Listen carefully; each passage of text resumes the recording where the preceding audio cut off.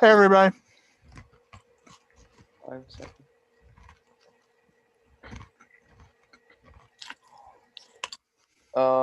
Thank you for joining us today on the new series Meet the YouTuber on KRTD Media Network. Here with us today we have Gur for the first time. Welcome, Gur. Hello. Thank you for having me. Of course. So we kind of had you before. You were lurking around when we had on CL and the other guy. What was his name? Koi. Yeah, the other guy.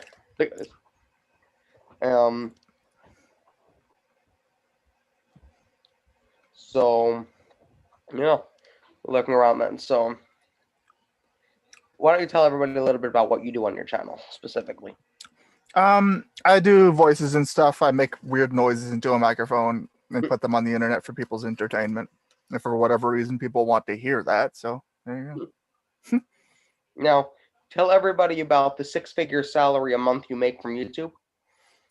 One that's non-existent? I wish. If only, man.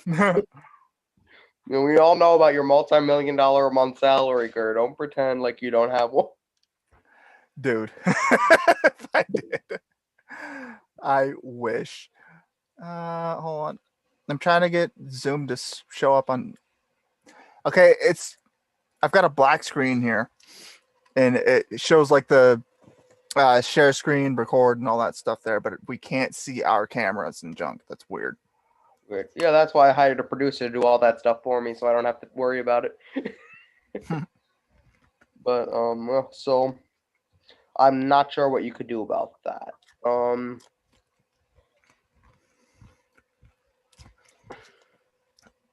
Coltano, I am black. Fuck you.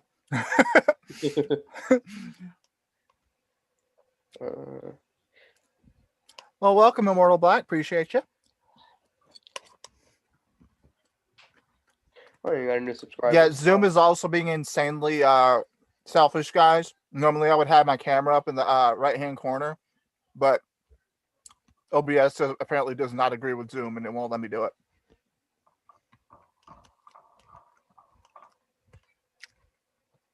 So I guess we're just gonna have to deal with just the blank screen. You're fine. Everything's fine. Not to steal your viewers, but anyone who wants to see the video feed can go over to my channel, and we actually have that out. Can you link that to me so I can pass it over to people? Sure. I'll just put it up in. If you're okay with that, I'll just put it in the chat. Go for it.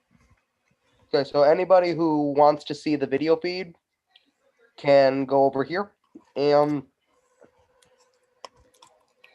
they can see what Girl looks like, although I'm sure they've seen that before.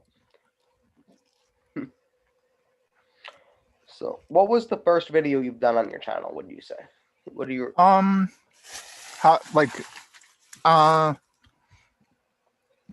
think it was Xenoverse 1, Goku. Though I had many channels back in the day that really didn't catch much attention. I think my first video ever that I uploaded was me meeting Vic Mignogna for the first time and showing him my Edward Elric. Wow. Where he said, and I quote, "No, explain who Vic Mignogna is, so for our viewers." Vic Mignogna is the former voice of Broly in Dragon Ball. He's known for playing Edward Elric in Full Metal Alchemist, Junpei Iori in Persona 3, and many, many other stuff. What was that like meeting him? Amazing. Seems like you know a lot about anime. Love it. Now tell me, out of all the Dragon Ball franchise stuff, what have you not seen? Is there anything you have not seen?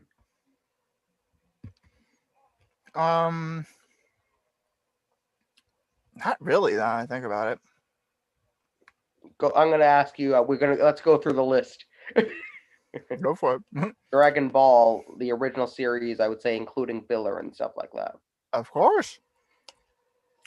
Grew up with it. Z with all the filler and the extra long Frieza saga. Yep. All of it. 90s GT. Japanese or English GT? Have you seen? Huh? Have you seen GT in English or Japanese? English. Okay, it's a lot better in Japanese, I think. Anyway, but, I've heard that, but I'm kind of biased. I know I love the dub too. So I watched it once in Japanese and I kind of saw it, but like if I'm gonna watch something, I prefer the dub. I hate reading my anime. Yeah. Um, Like it's not to say that I dislike Japanese dubs. Like no. some of them are amazing. Yeah. Like acting is universal. Like for example, the Japanese dub of Yu Yu Hakusho is god awful, but the dub of it is amazing.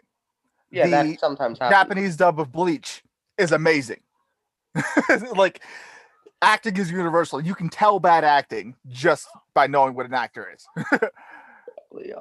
And how about the original Dragon Ball movies? I think there were like 4 of them. Yep, I saw them both when they were dubbed by Ocean, and I also saw them when they were dubbed by Funimation. What about the Z movies? Of course, all of them. All of them. All Wrath right. of the Dragon, Fusion Reborn, all the Coolers movies, everything. GT Special with little Goku and little Vegeta. Guys, yeah. Heroes Legacy. Yep. One Dragon Ball for some reason. Yep. What about, let's go through this. Dragon Ball Super, obviously, I'm sure you've seen. Yep. For anybody wondering what I'm eating a parfait. Really? Yeah, everybody, can you, I'm going to ask my producer here, zoom in on Gurn, show everybody your parfait. Yeah, it's a strawberry and blueberry parfait. To quote Mr. Eddie Murphy, parfait is must be the most delicious thing on the whole damn planet. When the last time you had somebody say, "Hey, let's go get some parfait," they say, "Hell no, I'm like no parfait. Parfaits are delicious." How about Abridged? Yep, I've seen that too.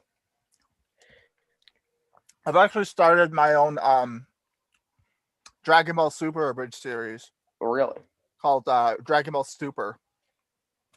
It's kind of on a long hiatus at the moment because I can do the editing myself, but I hate doing it. Yeah. And finding a reliable editor has been proving challenging, so it's on a hiatus until I can get someone that's willing to do that. All right, so everybody, if you think you're a good editor, spam Gur on Twitter. Right. Like, that ass serious. Please spam me. And I appreciate that, like, for. No, literally, after the stream, though, I could actually hook you up with an editor. Probably. Definitely. Appreciate it. So, have you ever seen, everybody forgets about this, but this was a guy who was a friend of Geekdom. I can't remember the name of the YouTuber, but he did Dragon Ball GT Abridged, and he just made everybody have a voice like they sounded like they just inhaled helium. And he did the exact same script. Kwame, I think? I think, yeah. No, not Kwame, but somebody made that. And it was just so weird. I'm not sure if you've seen that one. I have not, but I've been around long enough to remember Gozar and his little alternate reality Dragon Ball Abridged. Wow.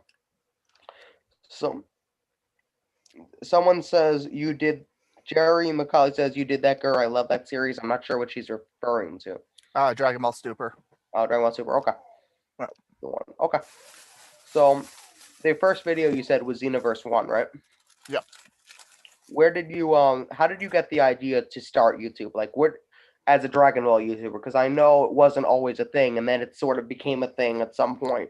Okay, so me, myself, and Prince Vegeta, whom you guys know as Prince Vegeta, JB is what I know him by. Me, him, and Mark Malzar, the Lord Frieza channel. We were just bored one day, and there's this website called Casting Call Club, and we just started trolling the crap out of the auditions and stuff as Prince Vegeta was doing it as Vegeta. Well, actually, Lord Frieza actually started it off doing Vegeta. It was just me and Mark doing it at first, and he was doing Vegeta for it, and I was doing Goku. And then he auditioned for I think it was a Jump Force thing or whatever, and found out that he could do a pretty decent Chris Harris Frieza. So he switched over to Frieza, and JB jumped in with Vegeta, and it was just the three of us trolling Casting Call Club just constantly. It was hilarious. And then Mark said, you know what we should do? We should make YouTube channels and just be in character all the time. And the three of us did it. And I actually started off mine with Stewie Griffin from Family Guy rather than Goku. I remember I used to do a lot of videos with that guy. Yeah. I started off there, and I saw that it was starting to take off, and like people were sort of like, oh, character channels are a thing now, and people were interested in it. So I started doing Edward Elric, and I also started doing Goku, and they were all three separate channels at the time. And yeah. Realize you guys spawned an entire community of character channels just by doing that. Yeah, we were bored. We were bored one day and figured, why not? It literally led to a chain of events, though. Yeah. But were you so SKLD says, who I know personally, so I'm gonna look at his comment early. Ask if he's been in any drama. Really?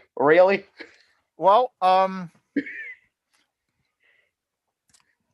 again, the Prince Vegeta and Malzar thing. I got caught in the middle of that. So did reason why I was very close friends with both. Mm-hmm. But unfortunately, there was no opportunity to pick sides on my end.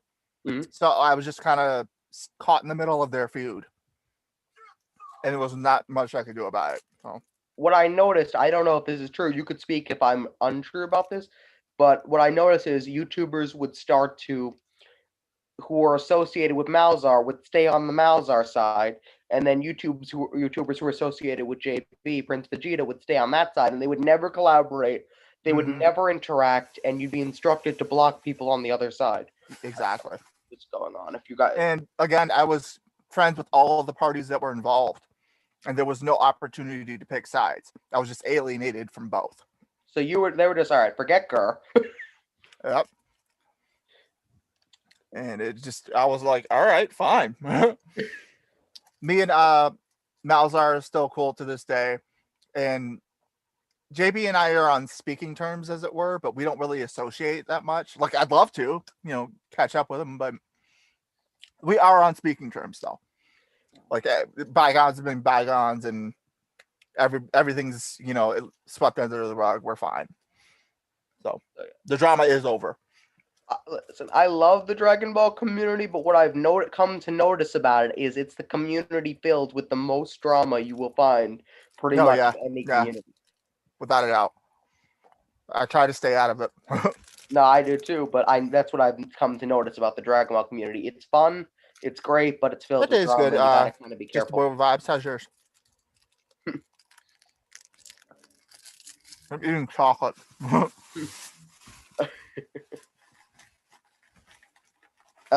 Jerry McCauley says, hey Shane, are you allowing people to join questions to Gur at this time? At this time, no. At the end of the stream, we're going to put the Zoom link in both of the YouTube chats, if that's okay with you. And then go for it. If he wants to join, we'll do one at a time. And you'll be permitted to ask one question, and then we will move on to the next caller. Yep. So, if you have a question right now and you don't want to wait, you can put it in the chat and we'll get to it. But if you want to wait and talk to Gur, you got to wait until we start opening up the Zoom call. Yep. So, what have you been doing recently on your channel? We talked about the hit past. Now let's kind of talk about now. Recently, I'll be honest, I've been pretty lazy. Like, I work at a place called Honolulu Grill, and love the job. It's great. But I come home and I'm exhausted and just don't feel like doing anything. Like, I'm not a very social person by nature. Like, I hate people. And I'm spending 6 to 7 hours a day pretending to like people and talking to people all day. So I come home and I don't want to talk anymore. Right, so hang on, everybody. If you want to talk to Gur, find this Honolulu Grill. Yeah, but that's my point though. Like, I have major social anxieties and stuff, and I just, after talking all day to people and wearing a smile, putting on my customer service voice, I come home and I just don't have the energy to talk anymore. And on the days that I do, I lately I've been doing a lot of Vegeta stuff because Vegeta's fun. Because like it's still associated with Dragon Ball, which is what people seem to still want from my channel. But unlike with Goku, I don't have to censor myself. Right. Because it's out of the version of Goku that I portray is Xeno Goku from Dragon Ball Heroes. He's not stupid by any means. He just doesn't know any better. And it's still very out of character for Goku to swear. Yes. But it's not for Vegeta. Exactly. And I am a huge potty mouth by nature. And yeah, with Vegeta, I don't have to censor and keep, put on a performance. I could just be myself through Vegeta. And that's fun. Definitely. Yeah. Most recently, I've been doing Resident Evil 3, the Resident Evil 3 remake with Vegeta. Who is your favorite YouTuber to collab with? I collab with many people, to be honest. Yeah. The stuff I did with Malzar was pretty fun. Yeah, I've seen it. I did a couple of song parodies with him, like Freaky Friday, Stewie and Frieza. Mhm. One thing I do really miss from back in the early days of my channel is the Stewie calls, Mhm. where I'll kind of do like kind of like how we're doing here. I just interview somebody Mhm. and we'd be in character the entire time. How come you don't do that again? Yeah, if I could, I would. I could try. One of my favorite ones was, again, bringing up Prince of Vegeta. I interviewed him as Stewie, and we were in character the entire time. It was great. It was hilarious. Loved it. Now, how would you say that the Dragon Ball community is character channel wise is different than in 2016 through like 2019 than it would be today? Back in 2016, it was in its infancy, so people were there was a lot of imitators. Like how I initially ended up with Goku was like I was doing Stewie for a while, and Mark and JB pointed out to me that nobody was doing Goku. You should claim that before anybody else does. I'm like, all right. Now there's a few of them though. Yeah, but compared to back then, there's so many of them. Too many to keep track of. That's true. Yeah. Did you ever collab with any of the people who were like not in the Malzar JB camps, like any of the other character channels who were associated, like kind of in the other smaller communities, like the Goten channel, the Bardock channel, the Yamcha channel, those guys? Do you ever do anything with them? I collaborated with Jules Goten. He played Goten for me in an episode of Dragon Ball Super. Mm-hmm. I collaborated with MJ Smooth, the Trunks channel. He did a couple of Jackass Goku episodes with me, and him and I played Kingdom Hearts 3 as Goofy and Sora. Are you still in communication with Jules, Goten, and MJ Smooth? I talked to MJ on a very rare occasion through Facebook. But yeah, I see him through my Facebook feed every now and again. But Jules, I haven't spoken to in years. Oh, that's if I ask anybody, they're going to tell me the exact same thing. Yeah. Now let's go to a question from the chat. Alexander Hayward says, "Hey Gur, how did you come up with your Vegeta?"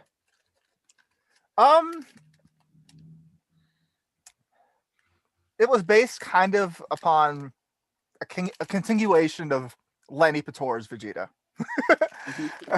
Since Dragon Ball Z Abridged by Team 4-Star ended, I kind of just used that as like a stepping stone per se. Like Lenny Pator said as Krillin in one of the episodes, "Have you met the guy? His default emotion is anger." So like that's what my Vegeta is. His default emotion is anger. And he as I said, I think it was a God of War episode with CL. Mm-hmm. See, this is how I operate. I constantly accuse people of thinking they're better than me, and then beat them mercilessly if they say they are. You just it just all comes out. Just every pent up rage and or frustration that I've ever had in my life comes out through Vegeta. SKLD says, I'm going to get back to Jerry. I see your question there. I'm going to get back to your question in a second. SKLD says, ask if you remember Just August. Just August? No. When I hear the word August, I think entanglements, the whole Jada Pinkett and Will Smith debacle. Sorry, it looks like he doesn't remember you. Didn't entanglement. Yeah. Oh, Dragon Ball fan, thank you for the bits. Appreciate you. I don't know why my stream notifications aren't on. That's weird. All right, whatever. So we're gonna get to didn't you? I think one of my friends a long time ago had you in a stream. I remember that. Tell me, I never watched the Dragon Ball channel. One of my friends had you in a stream, and they recommended I watch you. It was like in 2017 or 2018, something around that time. That's when I was actually active. I was doing a lot of Stewie and Joe Swanson and Goku at that time. Something about they did a charity stream for the American Heart Association, and you were involved in that. Oh, very small stream. What is going on with my stream? It seems to be fine now. Okay.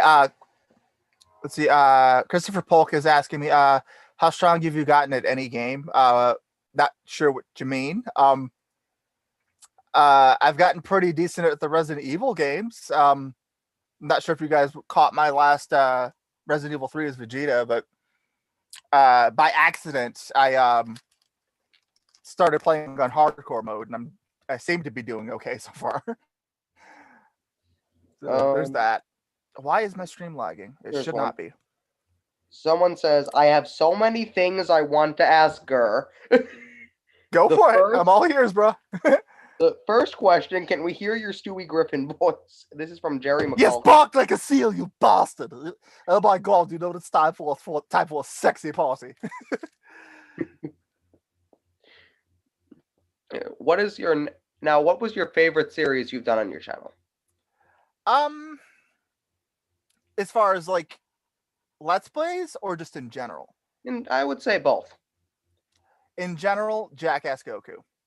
Hilarious. Oh, I remember that one. Problem is, again, editing. I can do it myself. It's just I hate it. Because lip flapping is such a long and tedious, repetitive process. I get bored of it so quickly, and then it's like it becomes a chore. Lanny Pator, whom is one of my biggest inspirations when it comes to like comedy and parody and this whole YouTube thing, he said at one point, do what you love, but if it ever becomes work, get the hell out of there. And I live by that. Like, that's the reason why he stopped doing his Yu Yu Hakusho abridged, which was got me into the parodies and stuff like that. He stopped doing that because it became work. He hates editing, just like I do, and he stopped because it became work.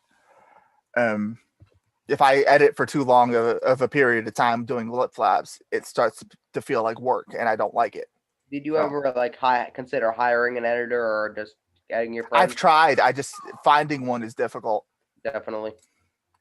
Thank you for the bits, Dragon Ball fan. 85 bits.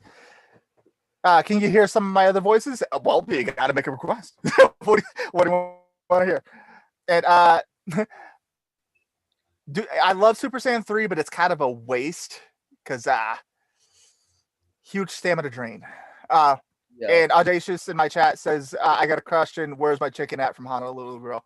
I told you, sir, you got to pay for it first. I can't just give you the chicken. And you're all the way in New York. I'm not going to overnight you some. All right, here, I got a solution.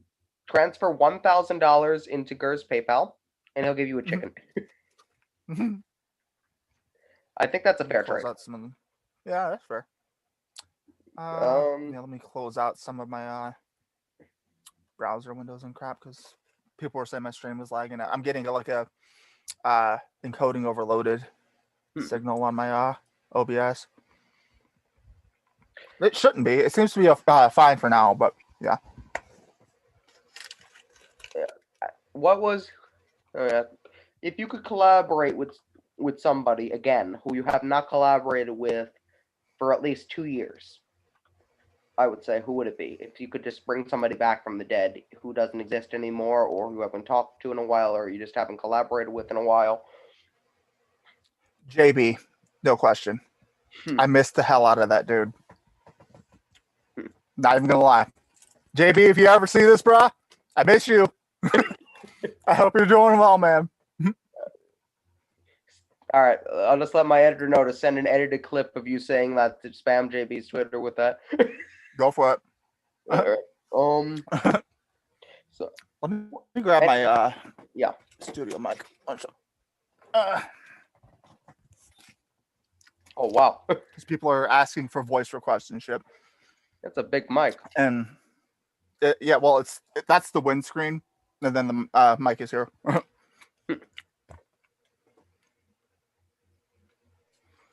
Why is Goku an idiot in Dragon Ball Super? I could not tell you. I have no idea. I don't know why they made that decision to do that. I mean, he was never really that smart, but in Super, it seems like they've taken it to another level. Yeah, again, like the version of Goku I play, Xeno Goku, he's experienced all of the movies and all of GT and stuff like that. He's by no means stupid. He just doesn't know any better. Ignorance and stupidity are two completely different things. Here's one. Not knowing something and being too stupid to do anything about it are two completely different things. Goku just doesn't know any better. But once he knows, he's fine. Exactly. If you had to watch a GT arc, which one would it be? The Baby Saga. The Baby Saga. I like that one too. If you had to watch an original Dragon Ball arc. I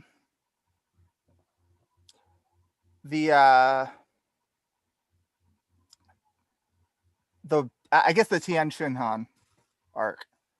Like the whole Mercenary Tao. Yeah, the first time that Goku fights Tien, that World Tournament arc. Oh, that one. That was when he was a kid. Mm-hmm. Yeah. Like when Roshi kind of retires. Exactly. Yeah, that was definitely a good arc. Here's one. Somebody. Oh, there's our producer in the chat questioning you on your Dragon Ball knowledge. Who wins in a fight? Is it Top and Android 17? Top and Android 17 versus Golden Frieza. That's well, Golden Frieza got destroyed by. First of all, we call him Topo. Fuck calling him Top. I don't know why Funimation decided to make that change. And Microwave Sheep, Xeno Goku is he's the Goku from Dragon Ball Heroes. He has experienced all of the original movies and GT. So it's that Goku, not the one from Super, but the one from the GT timeline. That's who Xeno Goku is. And he has now experienced some of Dragon Ball Super. And he's met Whis and Beerus, and he has God He himself. And is capable of combining it with his Super Saiyan 4, and its OP is all hell. So there's that. I want to dispute something with somebody in the chat. Somebody says Super Saiyan 4 Gogeta is the best thing out of GT.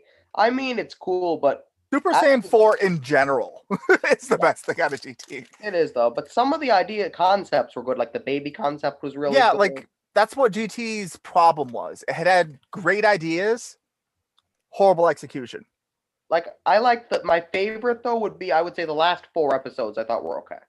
Kind of. Because you kind of got you kind of got some emotion. Yeah, and Corey just brought up, I'm not sure if you guys can hear him in the background, but Super, on the other hand, had horrible ideas, great execution. You need GT's idea, the idea guy from GT, the execution guy from Dragon Ball Z. Yep. It would be Toriyama. Mm-hmm. Here's one. Alexander Hayward says, "Hey, Gur, who would win, your Vegeta or Koi's Vegeta?" All he wishes that you could stand a chance. But he doesn't. You hear that, Course Vegeta? Why you think you're better than me? What do you think about the concept though of the fact that in GT the Dragon Balls finally had consequences? The concept of finally we get Love it. to reap what we've sown. The them gathering the Dragon Balls across the universes and stuff. No, not that one. The Shadow Dragons, like the fact Yeah, that I know what you mean, but like them having to gather them like that, in that whole arc that was associated with it. Pan was not strong enough of a lead for who would you that. have replaced Pan with? That's the reason I think it failed, was because Pan's not a strong enough lead. So let's say you're writing GT. Who goes instead of Pan to space? Go with the original plan. Go 10.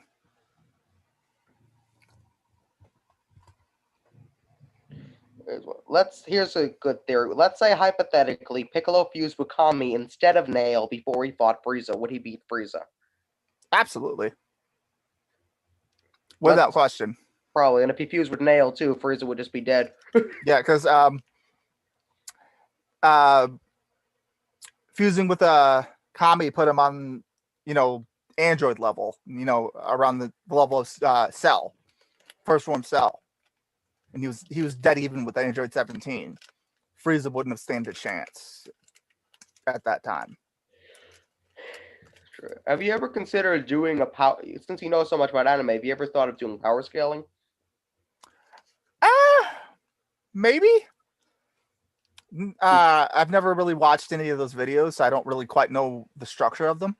But I'm gonna say something controversial as shit right now. Mm-hmm. Yu Yu Hakusho, people sleep on their power scaling too much. Yusuke Urameshi could beat the ever-living fuck out of half the cast of Dragon Ball easily by the end of the series. Kazuma Kuwabara, the guy who uses the Spirit Sword, he was cutting dimensions way before Super Saiyan Rose Goku Black was. And Kuwabara is human. People sleep on Yu Yu Hakusho. Here's one. What's your favorite Master Roshi technique? The Kamehameha. Duh. I was gonna say besides the Kamehameha, you have to pick one because that's everybody's favorite of his. Because he had some other interesting ones too. Lightning Surprise, I think it was called. Yeah, that was a good one. That's a good one. Why is my stream tripping like that? What is going on? I don't have anything else up. On your channel, do you have any upcoming plans for the future? I have no idea. That's where I am at this point. I have no friggin' clue what to do. Okay, so on March 3rd, I have no idea. What video are you putting out?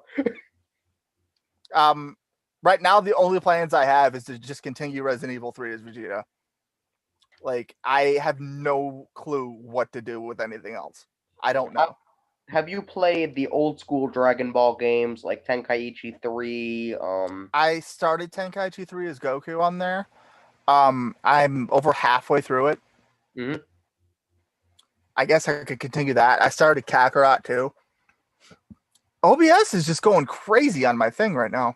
Weird. What do you think about the amount of characters? I'm not sure since you haven't finished the game, but what do you think about the amount of characters that Tenkaichi 3 has? It has like 300 something characters. Love it. Bandai Namco. Xenoverse 3 when though? Let me I need to close out some. Yeah, OBS is what's eating up most of my CPU shit. Why is it using CPU? It's supposed to be using GPU. The fuck? Do you support moving all of the characters from Tenkaichi 3 into Xenoverse 3 plus the super characters? So basically you get the and then do you support adding the Dragon Ball arc into Xenoverse? Of course. Starter missions. Of course I do. let me see. I may have to end cut stream and come right back, guys, because for some reason, well, no, it's set to my GPU. Why? Why is it using so much CPU? Hmm. I guess you never streamed Zoom before. Mm-mm. Yeah, it says power usage very high on OBS. 40% of CPU usage. That is not normal. The fuck?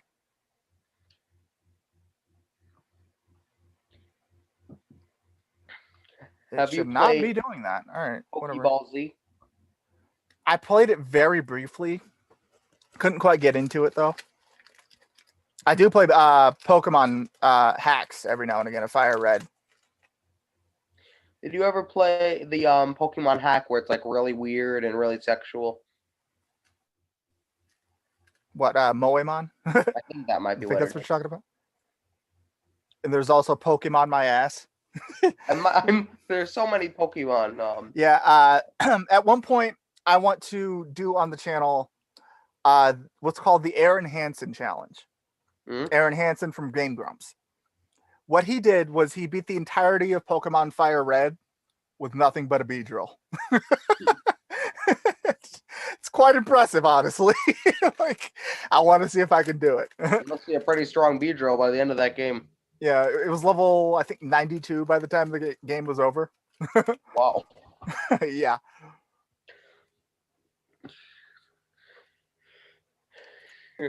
Who is your favorite character in the Dragon Ball franchise? Right. Across all the spectrums, like all the movies, series, games, everything. Gohan. Gohan, really? Relate to him the most. Do you do any Gohan stuff on your channel, though? I should start, but I haven't. I did it a couple times with CL. I don't remember exactly what the videos were, but a couple times I was Gohan for her. She I think we were playing Xenoverse actually. And she had me do a lot of Great Saiyaman and stuff like that, which is weird. One of my catchphrases from that turned out being because it's cool. I'm gonna have you expand on a question you answered when I was interviewing CL and Koi. So I mentioned that in Tenkaichi 3 you have a menu where Chi-Chi basically gives her thoughts on everything, and one of her thoughts she gives is she looks at when she sees a Super Saiyan, she says delinquent. I want to get you to expand upon what you said on that. Okay, so what that stems from is actually a racist reason, or xenophobic rather. Okay. So during World War II and the whole Pearl Harbor thing, Japan and the United States were not on the greatest of terms. And the Japanese associated everything American with blonde and blue eyes. And so they used, I forget what the exact word is, but they used their word for delinquent to mean American. And when the Saiyans turned Super Saiyan, blonde hair, green eyes. So she calls them that for that reason. Yeah. That's why. Joe, how do I turn down the CPU power usage in Task Manager? Because I'm in there right now and I don't see it.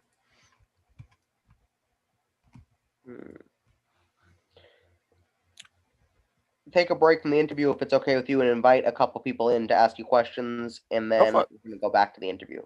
Go for it. I can think of some more questions while we have these people in. So I put the Zoom link in the chat.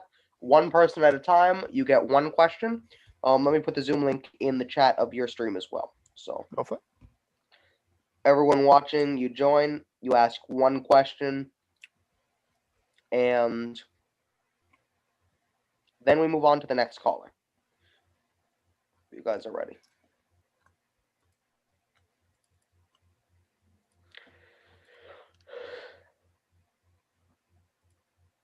Jerry McCauley. Okay. Has entered the waiting room. So normally we let these guys stay a little bit longer, but this time we're going to go back to our traditional rules, and they're only going to be able to stay for.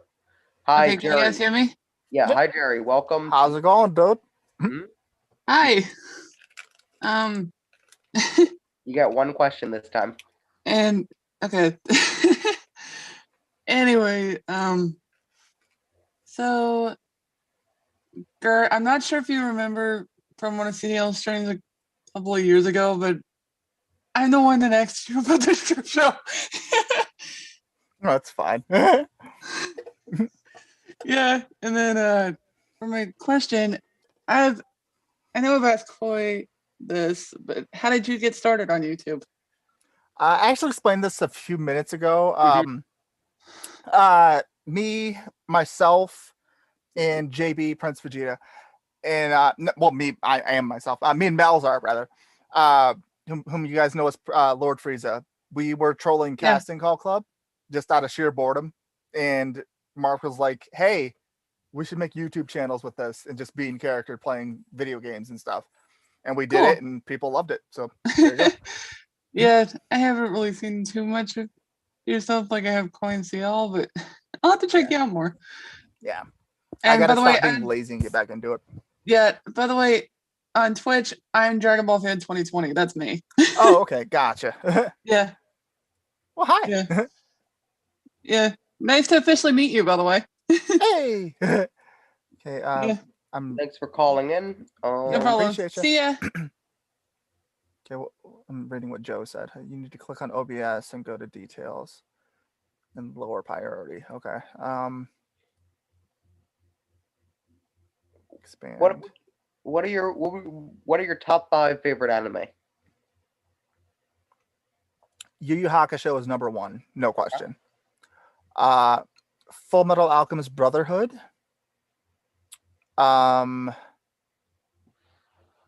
Persona 4, the animation. Despite the fact that I never finished it quite, Inuyasha. Mm-hmm. Bleach, and Fairy Tail. How many animes have you seen overall? That's a good one. I don't know. Would you say it's more than 15? Yes. Would you say it's more than 20?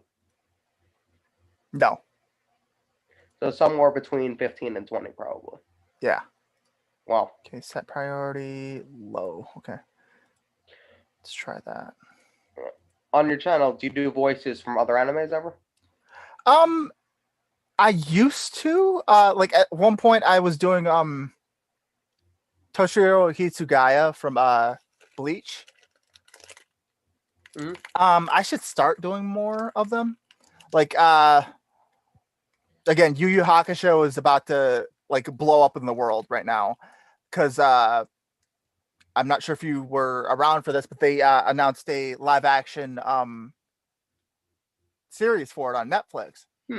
So people are going to start recognizing and knowing about Yu Yu Hakusho more, and it is an insanely good anime, and it still holds up to today's standards in terms of animation quality and voice acting. Like you could watch that and not miss a beat from today's standards. How do you think a live action series will turn out? Because when you do a live action series for something animated, for example, Dragon Ball Evolution or the Avatar: The Last Airbender live action, it kind of gets a little messy.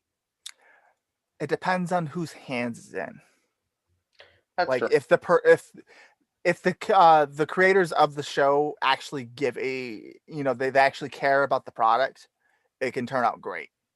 And sometimes they also will change. Like, have you read the original script for Dragon Ball Evolution before all the edits were done?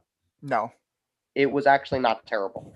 But yeah, it depends on what the people who are running the show, like whether or not they care about the product and whether it's just a cash grab for them. I did look into the Yu Yu Hakusho's live action series a little bit for the producers and stuff.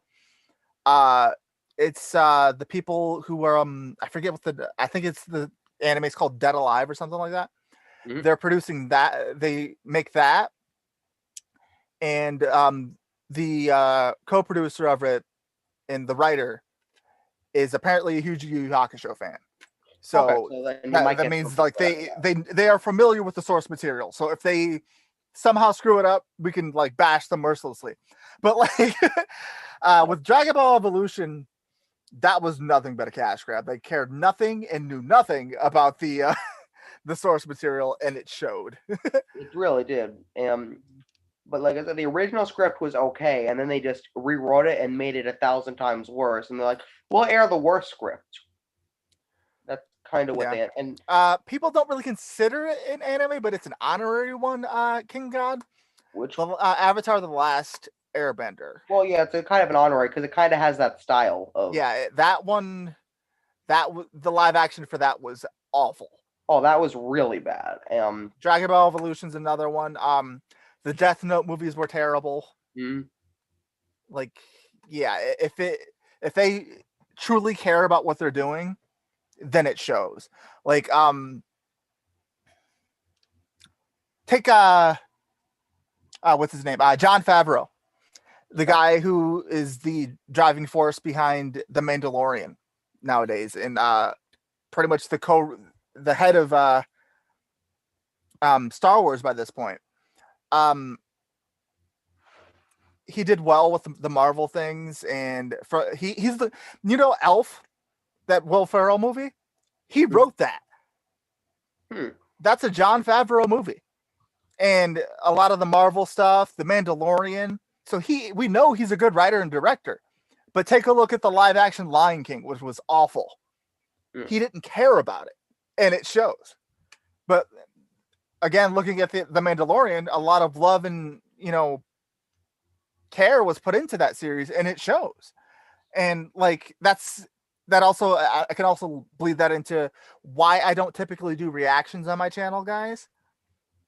And like I understand, SSJ Carter is very popular. I get it, but I don't like his style of comedy. And so if I were to be doing a reaction to one of his videos, it'd be putting on performance. It's not genuine.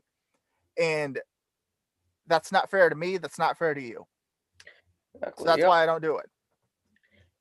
Have you ever done? Are you familiar with? I believe Piccolo Junior channel started this, but the reaction to the reaction to the reaction to the reaction. Yeah, to the reaction. I was a part of that. So the story of that. So I don't remember quite what it was Dragon Ball P. I did a reaction to Dragon Ball P as Goku, and he reacted to my reaction of Dragon Ball P. And then Lord Frieza did a reaction to his reaction, and it just kept escalating. I mean, he is credited though with starting something like crazy like that. That's yeah. Cowboy Bebop is a really good idea. A Cowboy Bebop live action would be amazing if done correctly. That could be incredible. That's the key with all these. If done correctly, they can. If the people behind them genuinely care about the product, it can be great. But if they don't, it shows. Say also the people in charge need to know the source material. Mm-hmm. Like the guy who care about it said he never watched Dragon Ball or read the mangas or any of it. So it was made evident by the fact that Krillin was nowhere to be found. And Goku was in school. Yeah. Dude never went to school. Goku has a lot of people forget about this, but in Dragon Ball Z, Elder Kai gave Goku the rest of his lifespan. So Goku is technically biologically immortal now. He has the lifespan of a Kai, so he can live for thousands of years. People forget about that a lot. Interesting. Now I want to pull up a video and get your reaction. I can't play the whole thing for copyright reasons, but this is about maybe 10 or 15 seconds. And if you're familiar with the 4Kids dubbing, you'll see there's a problem here. Let me see. I'm going to send this to producer. See, King God Helsing's another one. If they care about it enough and know the source material, that could be great. Like, as an example, if they were to get the people who made the Underworld or Blade movies to do Helsing, I'd be so on board. All right, so we're going to take a look at this. I sent this over to my producer. I want to see if you could see the problem here. This is the 4Kids. They had Sonic retell the Dragon Ball story in the very beginning, and here is a clip from that. and you're going to Okay. see a very big issue here. So let's go to that. Leonard, I sent that to you on Discord. Pull it up. Oh, I'm like, I was waiting for it. Yeah, so was I. I'm like, where is it? Yeah, it hasn't shown up on my enable Discord screen yet. sharing. Okay. Yeah, it hasn't shown up on my Discord. I don't see the message. You'll see it up here on Zoom. Here we go. Goku's gotta get his boy back, but he knows he can't beat Raditz on his own. That's when Goku's old enemy Piccolo shows up. Now Piccolo's a Saiyan just like Raditz. Oh Lord. Oof. Now Piccolo's a Saiyan just like Raditz. Stupid! You're so stupid! Well, Remember, now, they, Piccolo's a Saiyan, again, right. 4 kids. It was just a cash grab for 4 kids. That's all it was. And then there was another one where they say, now Raditz is a Super Saiyan. Mm-hmm. The role I want Keanu Reeves to play more than anything, Dylan, is Revan in Star Wars. That'd be fun. Let me ask your opinion on this. A lot of people have different opinions, but in Dragon Ball, they've tried this concept twice.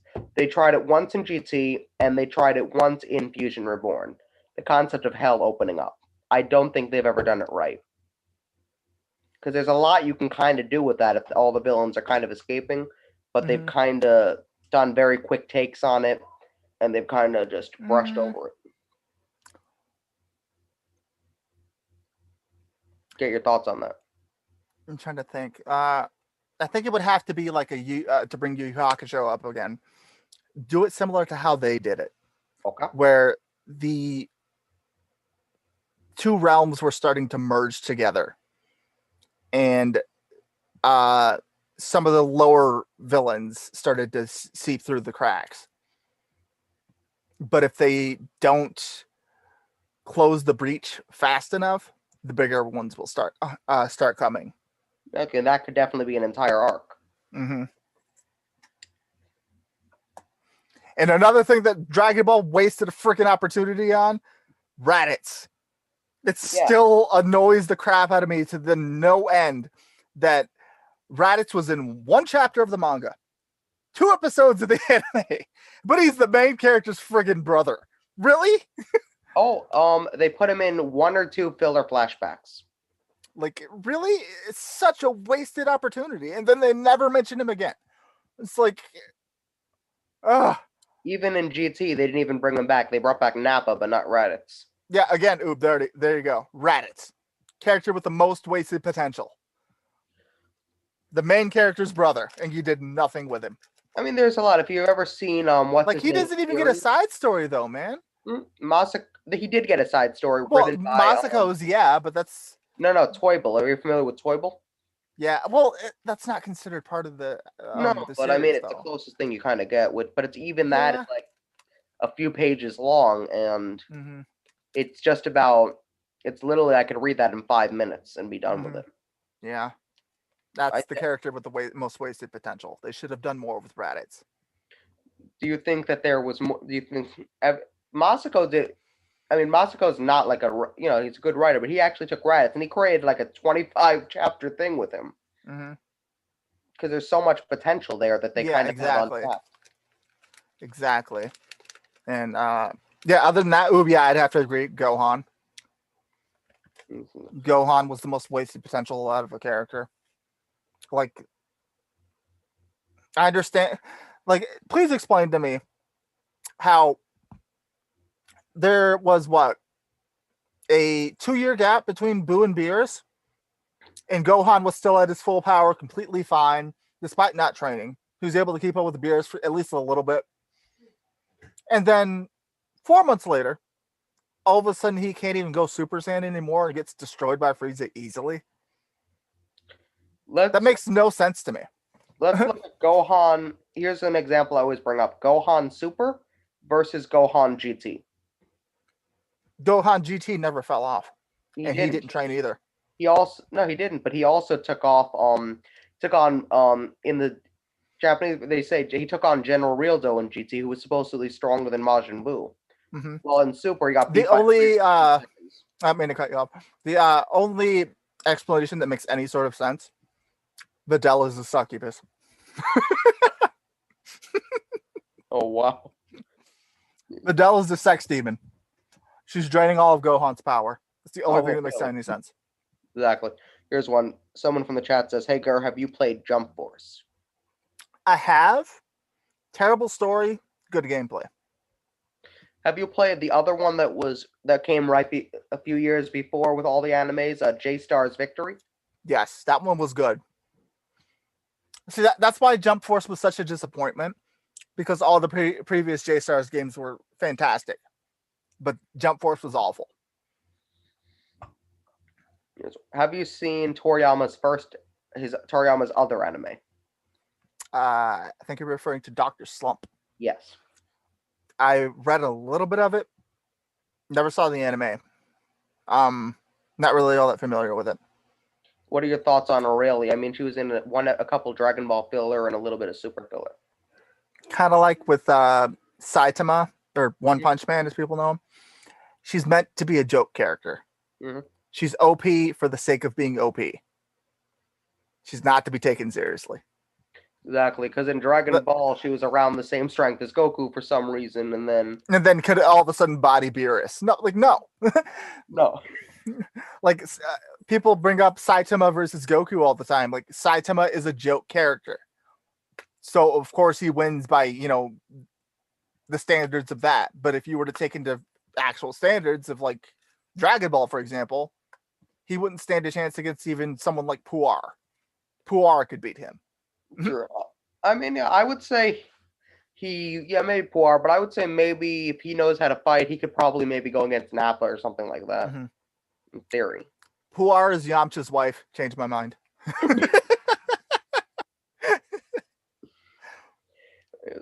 This one. What's your favorite Yamcha move?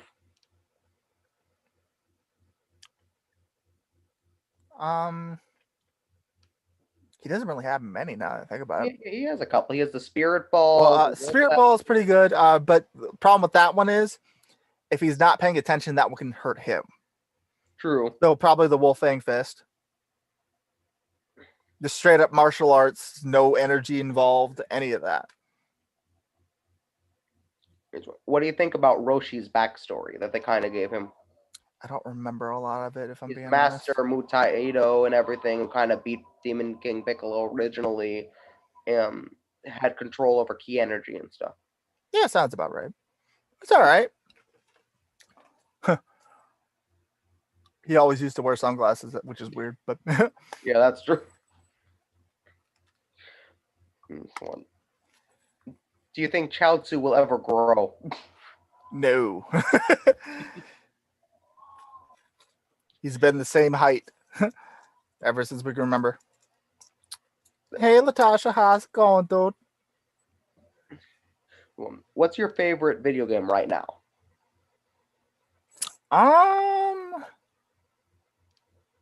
That's a tough one. Like, you got to pick out a game to play right now. What's it going to be? Probably Final Fantasy 14.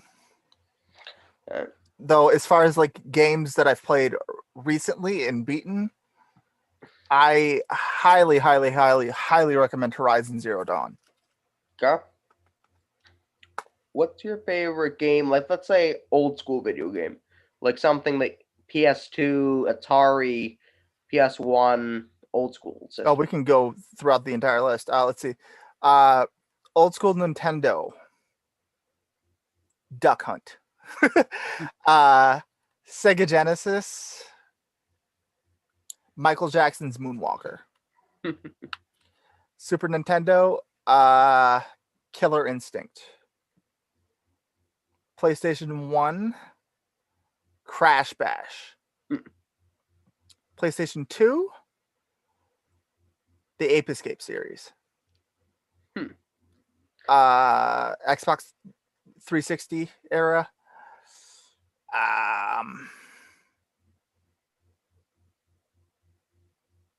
I don't know, Halo.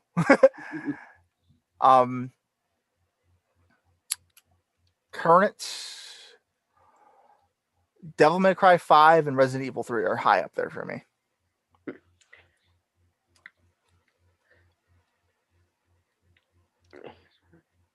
That's been good, Latasha. Who have you done the most collaborations with over the past few years?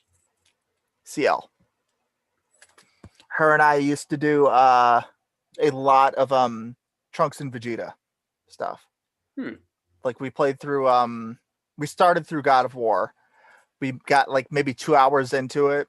Well, no, yeah, we did 2 episodes of it, each 2 hours long. And we stopped only because the game is insanely long. And doing those gravelly and raspy voices for long periods of time takes a toll on the throat. And we switched to The Wolf Among Us from there. So yeah, probably CL is the person I've collabed most. I'm gonna ask you if you've seen the movie that has, I can't remember what it's called, but it has like Dragon Ball, it has Naruto, I think, and a few different other animes kind of in that movie. I've seen a little bit of it. Like I've seen it in passing on YouTube, like different clips and stuff, but I never actually sat down and watched it. I know what you're talking about though. Yeah. Do you think they should do more stuff like that or no? Yes. I think that they should do an entire series based upon Shonen Jump. Like kind of like the J-Stars thing. They should do a J-Stars anime. You think there's a way they could kind of merge all the worlds in some way? Well, that's the thing. That's how J-Stars initially started. Like all these different, it was kind of like a Kingdom Hearts thing, where each anime was its own planet, and they kind of merged together and stuff like that. And yeah, a J-Stars anime would be great. Because again, I would love to see Yusuke versus Goku. That'd be awesome. But yeah, you could. I guess you could definitely do that. But you'd have to do with the scope with some of these animes being universal, having universes. You'd have to do like different realities or different or something to that effect. Again, that's a thing. Like Yu Yu Hakusho came out around the same time Dragon Ball did. They both have a King Yama. They both have an other world. They both have a hell. They both have a human world. Like you literally do an episode where the King Yamas switch places for a day and see what happens with that. Yeah, like Yu Yu Hakusho and Dragon Ball are extremely similar. Here's one. Someone says, "How would an argument between Ed and Vegeta go?" Ed, is he even still around? Yeah, kinda. I have not seen his channel anymore. See, before I get to the question, the reason Edward Elric kind of stopped on the channel and why I stopped doing the shorty rants and stuff, those are just things that I'm genuinely pissed off about in life. so I scream about them. I at one point was doing Stewie rants too. The difference between those and the shorty rants are like the Edward Elric ones are just improv. I don't write anything down. I just go for it. With the Stewie rants, though, when I do them as Stewie, those are scripted and I do research. And a argument between Vegeta and Ed, I think it would probably end up with them trying to kill each other. Like Vegeta would not put up with Ed for long, and Ed would not take too kindly to Vegeta's threats. So, as an example, like, what are you doing here, man? You're so short. Who you calling small? You know, that kind of thing. Like exactly. They would not get along at all. They would not be able to put up with each other for long. Definitely. Here's one. Do you think Piccolo has wasted potential in current Dragon Ball? Yeah. Like, he's kind of taken a backseat to, like, this kind of started for him with the Android arc. Like, everyone that wasn't a Saiyan kind of took a backseat. Do you think there's a way to bring Piccolo back into that fold, or do you think it's too late with the writing they have now? Well, the Namekians are the reason the Dragon Balls exist. True. They could have something with that. I was gonna say they could have Piccolo train with Whis or something. My idea was like they could do kind of like an Omega Shenron type of thing, Mhm. where like Piccolo becomes like in tune with the Dragon Balls and gains power through that. Be an interesting way to do it. Mm-hmm. Definitely. I know Toriyama once said, I think he said that Piccolo was his favorite character. He hates Vegeta. That's why Vegeta never can have a win or be strong for, like, well, currently in the anime and manga, Vegeta is currently stronger than Goku. How so? Yes, but Vegeta can dissipate that and disrupt his ki flow with spirit control. So that means nothing to Vegeta. Vegeta is currently stronger than Goku.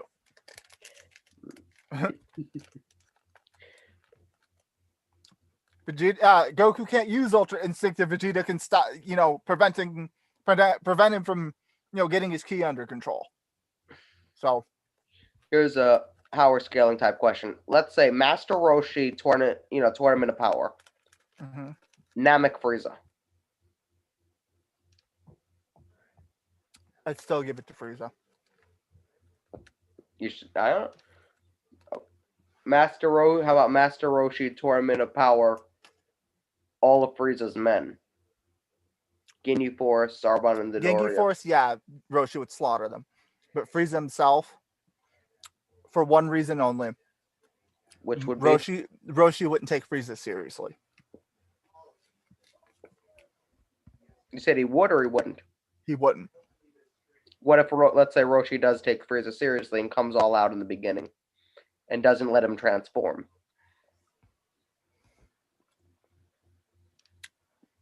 I don't know, because no, thank you for the host. I'd still give it to Frieza. Frieza's too calculating. Like, people talk about the just 5 more minutes until this planet blows thing constantly. I'm not sure if you saw this, but Game Theory, Matt Pat, did a video recently, about a month ago, where he was talking about that. And it was all a part of Frieza's manipulation and scare tactics to make Goku think that he only had 5 minutes left, so that he would panic and drop his guard and make mistakes. Like, Frieza did that intentionally. So, yeah. Makes sense, yeah. This one. What's your favorite of the original Z movies? Trying to remember them all. I don't know. I guess the original Broly, the Legendary Super Saiyan. Definitely a good movie. How about your favorite anime movie, like of any anime?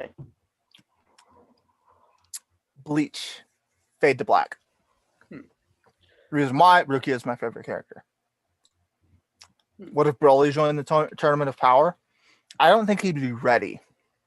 Unless Goku trained him first, or he received training from Whis to learn to control his power. I think he would probably have slaughtered everybody present. Yeah. Jiren included.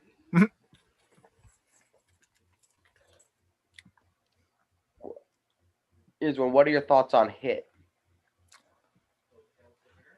I love the concept of him that he kind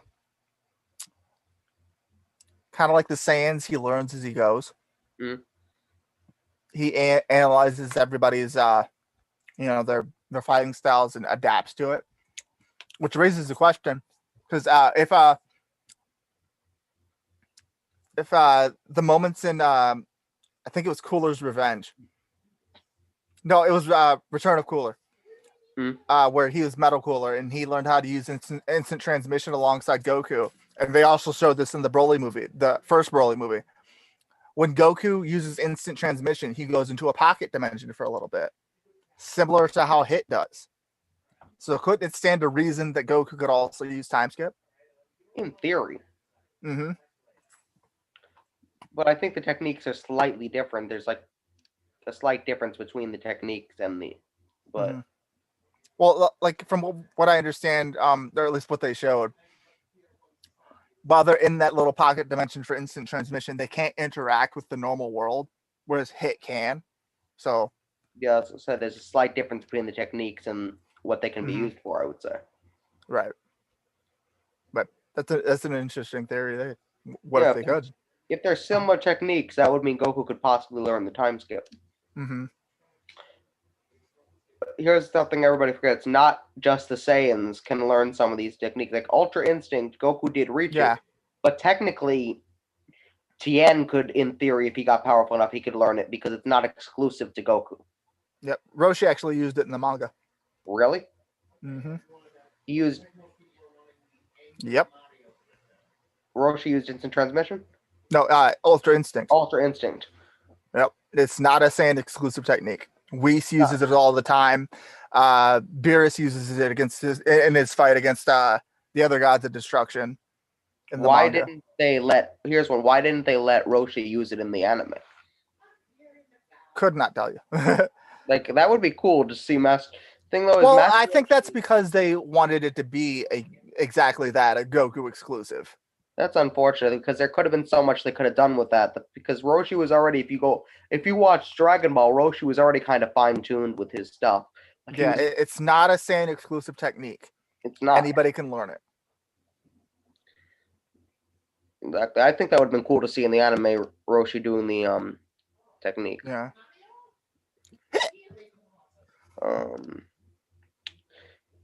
Do you have any characters you want to bring back on your channel that you haven't done in a while? Stewie and Joe Swanson. Okay. Speaking of characters I want to bring to the channel, I've been highly considering doing Edna Mode from The Incredibles. Like I'd be playing like different superhero related games and stuff like that. Like I never look back on the past, darling. It distracts from the now. Like I think that'd be fun. Definitely.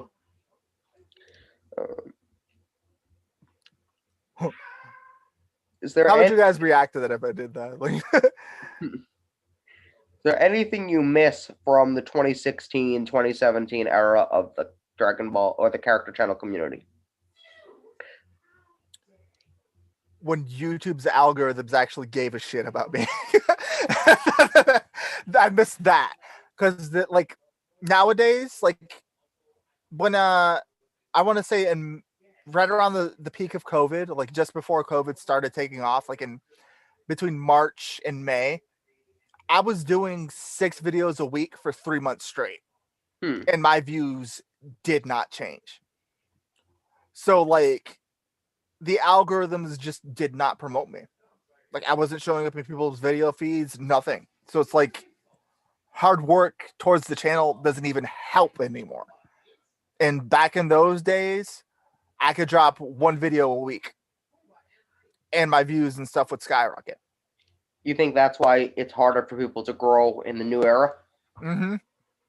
Because YouTube doesn't promote people anymore. Well, unless you're already huge. Mm-hmm. Unless you have over 1 million subscribers, you're not getting it anymore. And it sucks. Well, I've seen also if you're a big corporation, you have a channel, YouTube will promote you. Mm-hmm. Yeah, YouTube will not promote you, and they won't put your video. Like still to this day, like I'm not sure if you've heard of Dead Meat James. You know, the kill count stuff. I'm subscribed to them, and like I have the bell notifications turned on and everything. Like 3 of his videos did not show up at all in my feed for the past 2 months. Like he I thought like he was taking a hiatus, you know, for the beginning of the year, but no, this YouTube was not promoting him. So I never saw it. And I saw one day him complaining on Twitter that his videos were underperforming. And yeah, that's why YouTube was not promoting him. Do you support a return to the 2016 algorithm? Yes.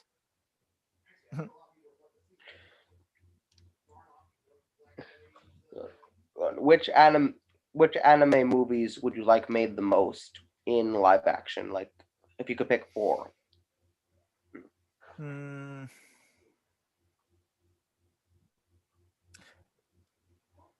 Anime movies or anime series? I would say movies, but they can be like 3 or 4 part movies, like 3 or 4 movies for them or something. Hmm. I was gonna say Full Metal Alchemist or Bleach, but those were already did. Uh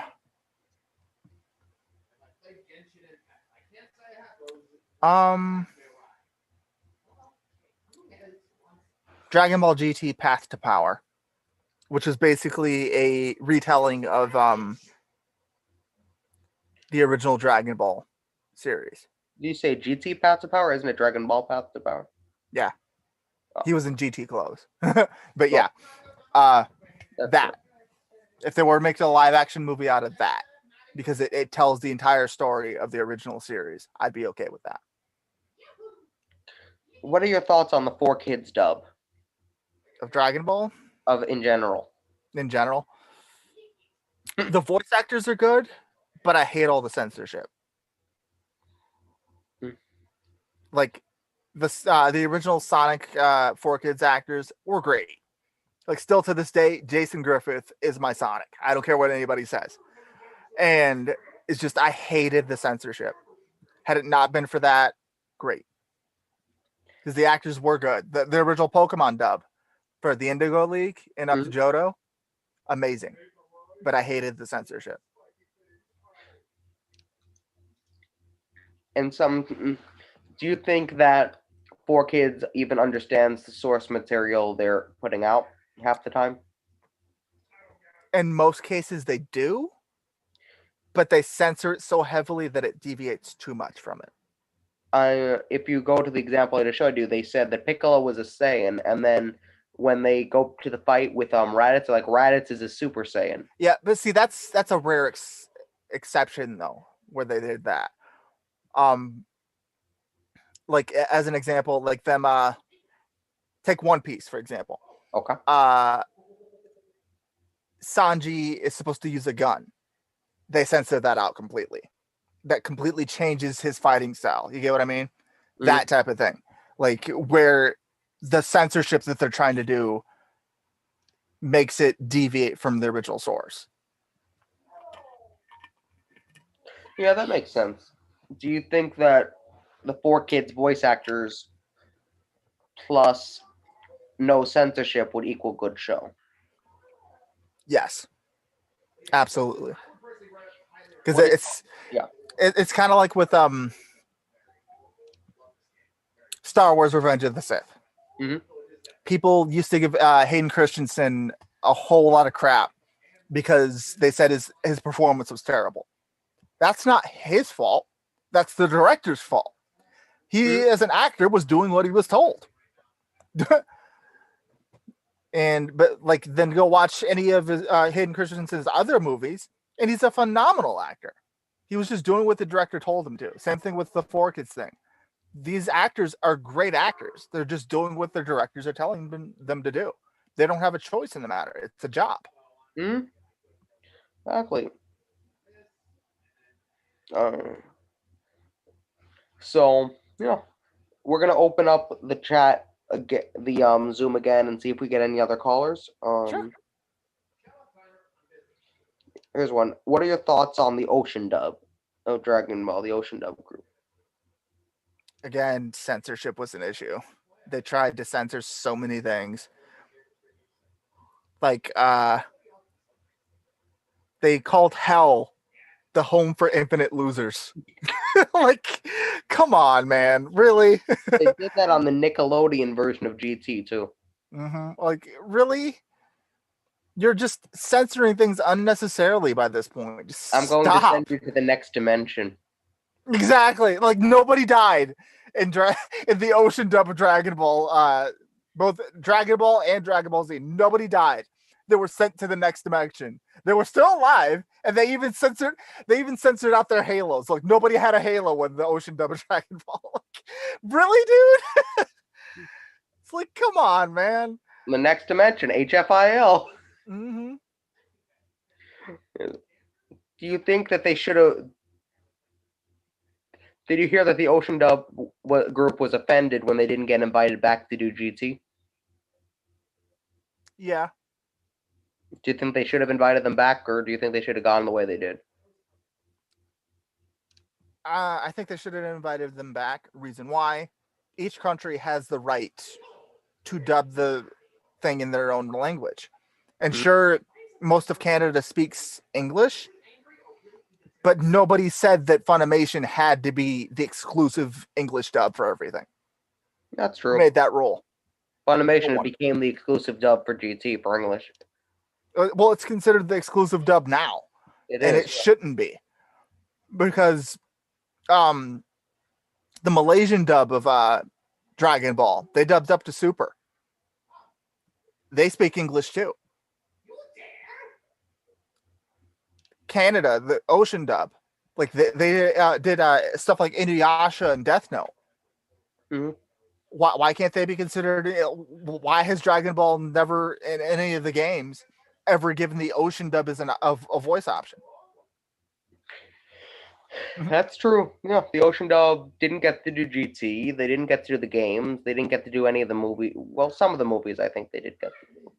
But that's what a lot of us grew up with, was the Ocean dub. So like that's what a lot of us were familiar with. And then Funimation took over, and now just all of a sudden Ocean doesn't exist. That's not fair.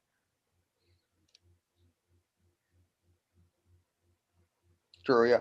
I put the Zoom chat in my chat. I'm going to put it in your chat as well. People, if they want to join, they can ask one question, and we will see how that goes. Yeah. So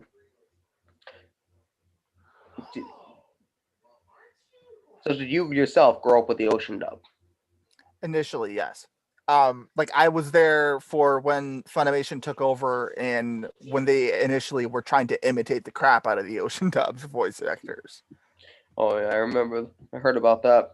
And Yeah. they kind of changed it over time, and then they redubbed some Yeah, stuff. they slowly came into their own and started doing their own thing. But initially, when Funimation first acquired the rights to Dragon Ball to dub it, they were doing impressions of the Ocean dub actors. Definitely. Because again, that's what people were used to. So why change it? True. We're gonna pull up a video of my favorite. This is a fun dub. You're going to love it. You might recognize it since you know so much about Dragon Ball. Mhm. Let's see if you do. We're gonna pull up this video. Let's see if you can identify the dub. Okay.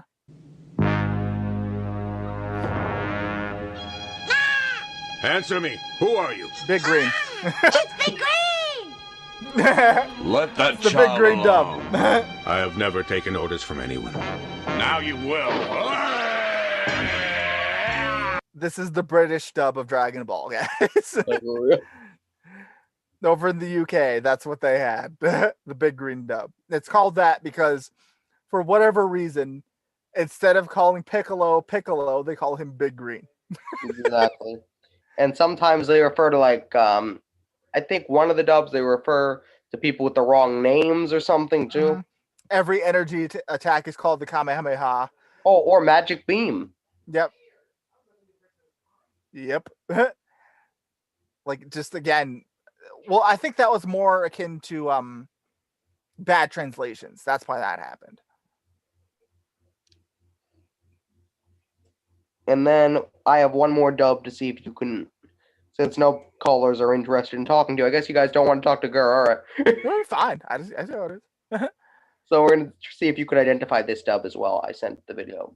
If I don't eat rice, the power won't come. If Goku is with us, it will be finished so easy. What kind of star is the new I want to Namek say the star? Philippines. Star? Didn't you learn it in school, Gohan? But they sound Watch it Spanish, carefully. so it If might you be do so, Philippines. your mommy will feel very happy and proud of you. You mommy be That very was happy the and proud of Speedy you. Dub. That's the what? The Speedy dub. Oh Lord. They called Vegeta Beta in that one. Wow. Let me see if I can find. I mentioned the Malaysian dub of Dragon Ball before. Let me show you this. Chala English. Oh yeah, I forgot that was a good one too.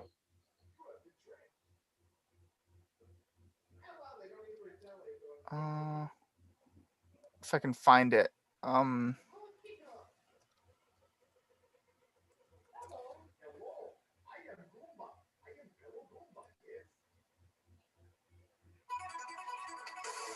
on. I think that's it. Yeah, they did their own version of Chala Hai Chala in English, and it's great. Okay, if I can bring up the chat. Paste. All right, we could play that here. Let's see if we can play that. Leonard, play that video. You said this is an English version of Chala, whatever. Yep. I'm bad with the Japanese names. Exactly, Dylan. What's your favorite signature move? Magic Beam, or Magic Beam? Well, I really like Magic Beam. How about you? I don't know. Magic Beam's pretty overrated.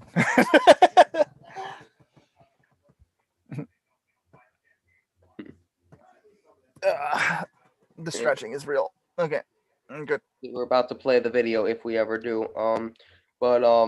Yeah. How often do you live stream on your channel? Not as often as I probably should. The intent, because I have I've worked it out with my job that I get every Tuesday and Thursday off, and then the restaurant is closed in general on Sundays. So I would like to start doing videos at least 2 times a week on Tuesdays and Thursdays. And I want to start streaming every Sunday. So, yeah. But my last stream was on Christmas.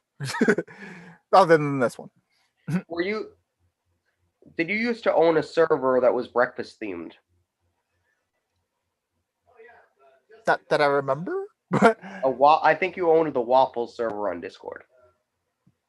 I don't think so. I don't remember it. That wasn't your server? Mm-mm. I just remember you being in a Waffle server.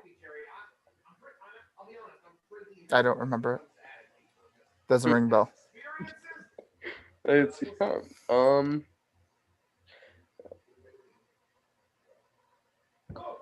we could play the English Chala if we can, Leonard. If you could, it's in the Zoom chat. Pull it up, please, so we could play it.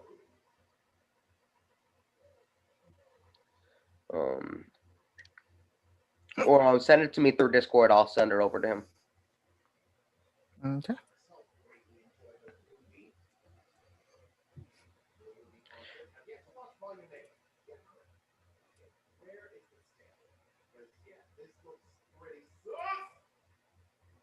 Yeah, taco waffles. Is that what you mean? Yes. Yeah, that was the original name of my server. Yes, because it was girl themed. So you call it the taco waffles? Yeah, initially, yeah. Now, because of my obsession with Salem Saberhagen from Sabrina the Teenage Witch, it's called the Floofs.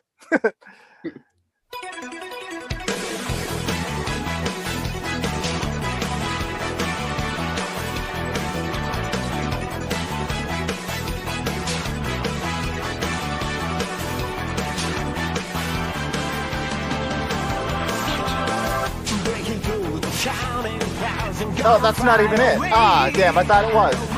That's the wrong one. I don't even think I'd be able to find it, but that's the wrong one. Let me find it.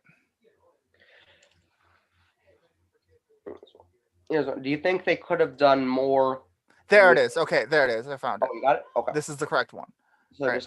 This is the opening theme for Dragon Ball Z in Malaysia. That's the correct one. My bad, Leonard. Okay, here is the right I one. heard about that King God. I don't know who it is yet, though. But yeah, rest in peace, Kirby Morrow.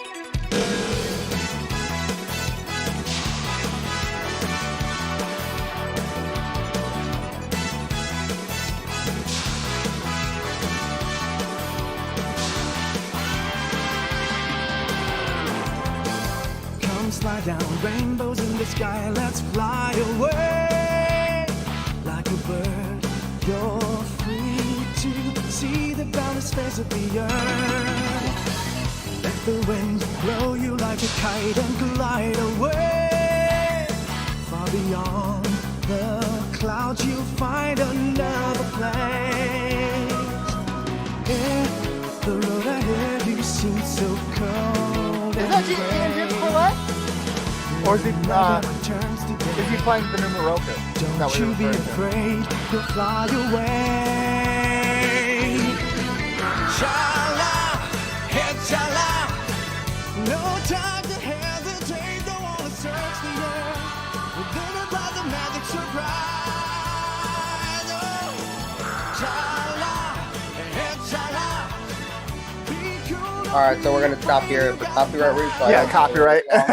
But yeah, like, again, there were other dubs besides Funimation that just, why is Funimation considered the official dub? I never understood. Because they brainwashed everybody into accepting that they are the dub. Mm-hmm.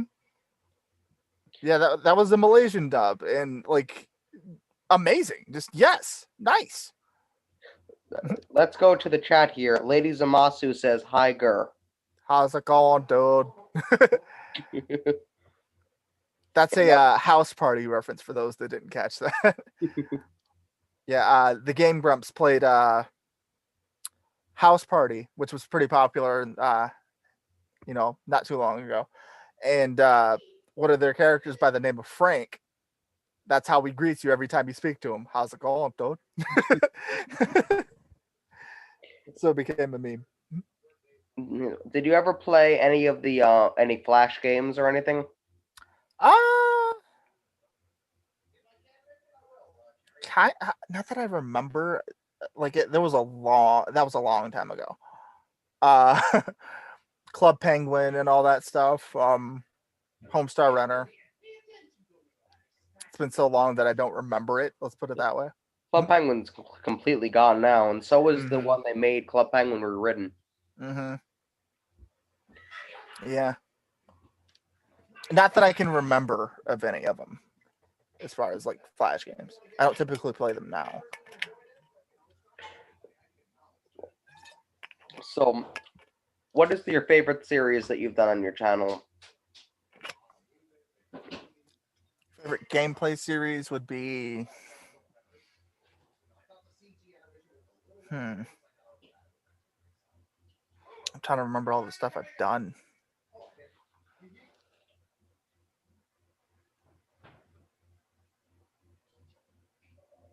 I don't remember.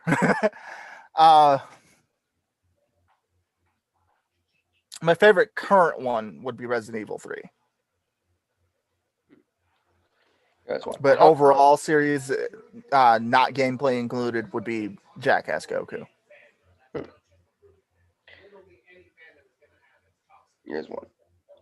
Your Twitter, your viewers don't seem to be on Twitter too much. You have about 600 something followers on Twitter. Yeah, okay, so what happened with that was like this is my third Twitter account. Oh.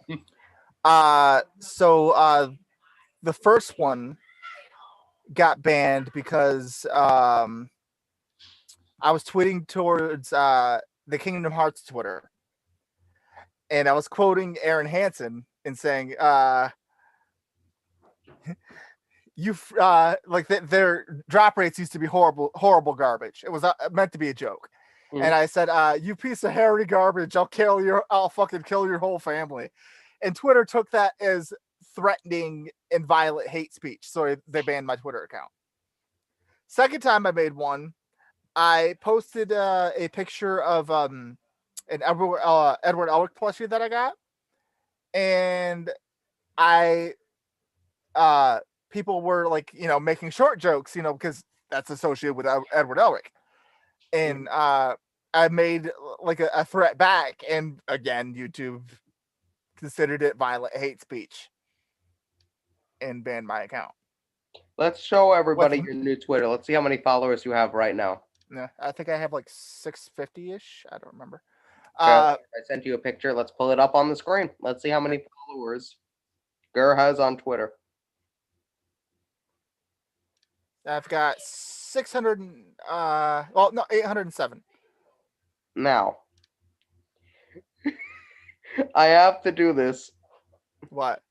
You'll see. Let us pull up another Twitter account. Let's pull up my Twitter account. Let's see how many followers I have. What do you think about it? What do you think you're better than me?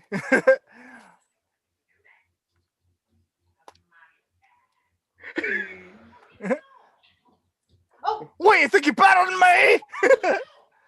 Yeah, my original let me see, like with my original Twitter account before it was banned, I had 2,000 something. Mhm. Second one, I managed to get up to like 1,500, and now I'm at 807 now. It's just I've had to rebuild because of it, and it sucks. Now, let's give you a win here.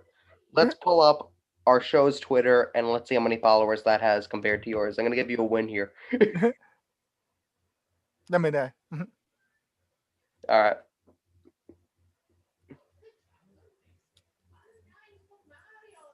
$194 followers here. 807 again. I had to rebuild my brand. Like this is the third time, so it's like YouTube wise, how many followers? well, again, I had to rebuild my brand. Like so, when I made the Goku channel, it started to take off like crazy, and I ended up with like 10K subscribers or so, and I was also running the Stewie and the Edward Elric channels at the same time. It was too much work to, upload 5 videos a week for each channel. So I merged them all together. People did not take kindly to that. And I lost pretty much all my subscribers. So I had to regain everything. But you were actually able to do it, so. Yeah, but now YouTube algorithms hate me, and progressing past 66K has been a challenge. Like, oh, don't worry, it hates me too. Yeah, it's YouTube algorithms are awful. I vote for going back to the 2016 algorithm. Mm-hmm. I really do. See here, here's one. Chrome Uzumaki says, love that you're being getting interviewed. Do you have ideas that you want to execute on your channel but haven't? Like different kinds of videos. I don't know if you've been already been asked. I'd love to continue to do Jackass Goku. I want to continue Dragon Ball Super. At one point, I have scripts written for a Bleach abridged series. I have one written for an Inuyasha abridged series. I have one written for a Yu Yu Hakusho one. Me and Mark, Malzar, we were doing a Full Metal Alchemist Brotherhood abridged series. Like, I'd love to continue all that stuff. But again, editing. Like I said, I'll try to hook you up with a good editor when we're done with this. Appreciate it. Here's one. Alexander Hayward again. This guy asked you a lot of questions. Girl, what is your rosé opinion on Koizamasu? Oh, he's a slut. I don't know why he does that. Like, he needs to be more refined and sophisticated. But yet he insists upon trying to get in the pants of all these ninjas. We're killing them off. We don't need them. He's disgusting. There you go.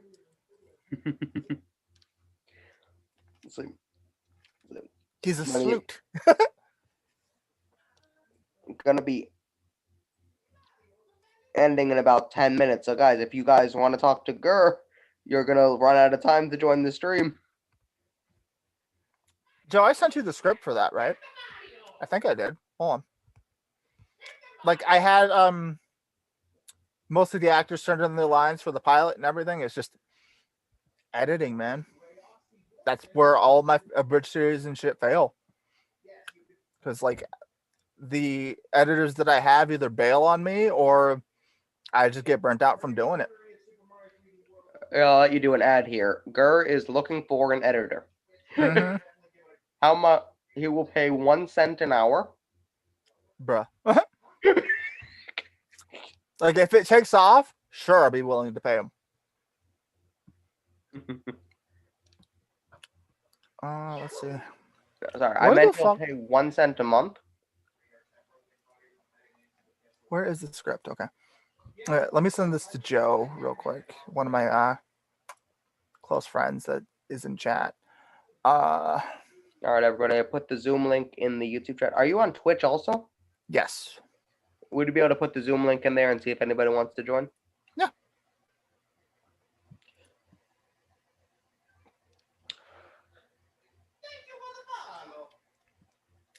Where's the link? Let me send that to you here.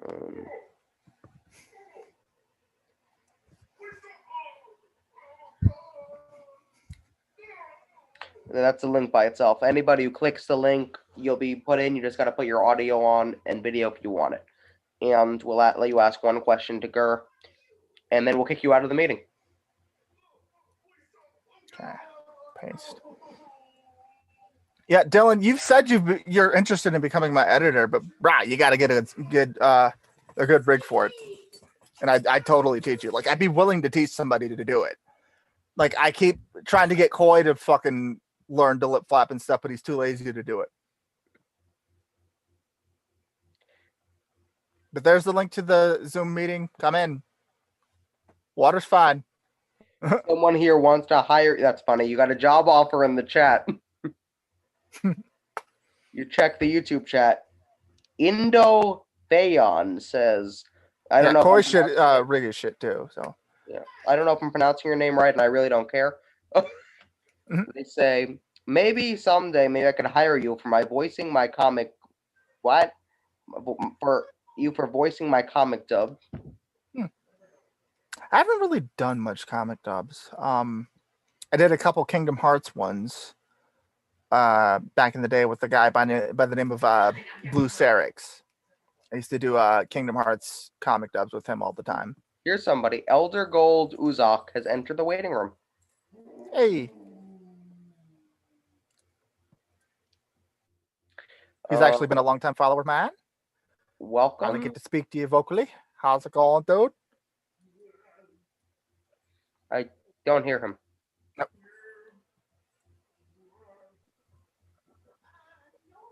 Connecting. Hello? Hey guys, what's up? This is what Elder God. What's up? How's it going, dude? You staying away from that alcohol? Because if not, I'll have to kick your fucking ass. We have fun here. So you get to ask her one question. What's it going to be? Make it a good one. If you had to work on a series. Mm-hmm. Now, I know they have several series in the works right now. Oh. Mm-hmm. If you had to work on a new series, a new gaming series, what would it be? I take that as you mean like if I had no restrictions and could do any game series on the channel, I'd like to do the Tomb Raider series or something like Horizon Zero Dawn. Problem with that though is they're too long. Like I don't think people would really want to stick around for 1 to 2 hour episodes. And I don't think I want to do that either because that's me having to sit there and talk and be entertaining for 2 hours. So and that's exhausting. I couldn't. Definitely no, you can't do that. Yeah. We've been live here for about an hour and 45 minutes and I'm having to constantly drink water because my throat is parched. I can't imagine having to do that as say Vegeta, for example. My throat would be just gone by the end of that. Yeah.